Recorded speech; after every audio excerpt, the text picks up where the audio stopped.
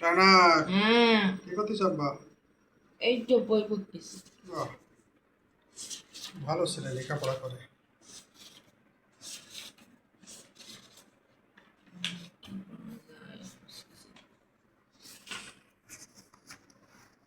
বাঘ ও শিয়াল। আজ এক শিয়াল ছিল টিঙ্কি বাচ্চা। সে কিন্তু জায়গা ছিল না, তাই বললো ছানাগুলো কোথায় রাখি, একটা গর্ত না রেখে বৃষ্টি মরে যাবে। একটা গায়কে শিয়াল বলল, গর্ত গিয়ে কি কে খাকে, তাকে হবে না। শিয়া বলল, খুঁজে কাউকে গপ্পে পাওয়া যায় না, এখানেই থাকতে হবে।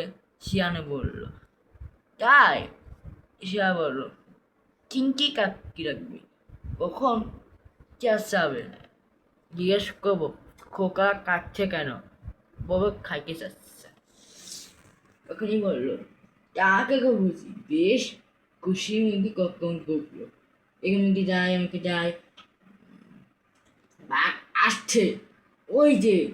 তা বলো, সানা করে বললো, চিংকি কাকো।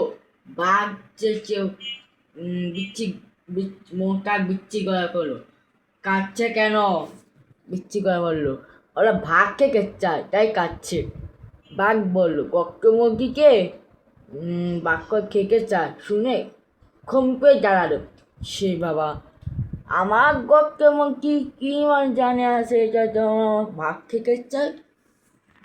তিনি বলল, বেশ, খাই, কিছুটা করো, বসো, রসো রসো, ঝকানকার দাও ভকান করি, ঝকানকার দাও ভকান করি।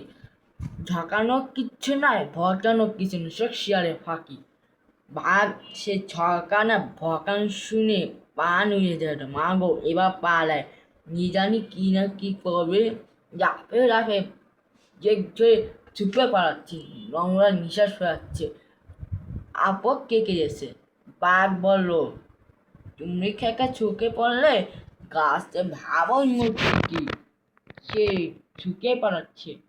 বাপ হাঁপা খেপাকে বলল, পালাই, ধরে খাবে। এ আম জানায় কোনো কথা আমি শুনিনি, ও কথা আমার বিশ্বাস হচ্ছে না। বাঘ বলল, বাবু তোমাকে দুটি সে ভয় পেয়েছে, মিচেমিচি ভয় পেয়েছো।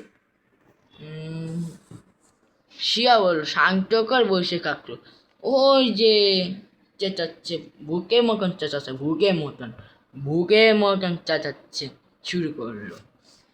কখনই বলল, খামো খামো, আমি অসুখ করবে। সে বলল, খেয়ে খাবো, কিছুই খাচ্ছে না। শিয়া বলল, তোমার মামাকে পাঠাইছি, ভাগ ধুয়ে আসতেছে, তোমরা খামো। ওই যে তো বানর মামা একটা ধরে নিয়ে আসতেছে। বানে খুব সাহস ছিল, ঝকানা ভকান শুনে বসে থাকতে পারলো না, গাছে উঠে দেখতে দেখতে পালিয়ে গেল। আর বাঘের কথা দুই দিন আর গেল না। আর কি শিয়ালের কষ্ট হয়নি, মন সে গত দিন কাকে রাখবো। গল্পকে এখানে ভালো লাগছে অবশ্যই লাইক দিবে, ভালো না লাগে 2 লাইক দিবে এখনই, মানে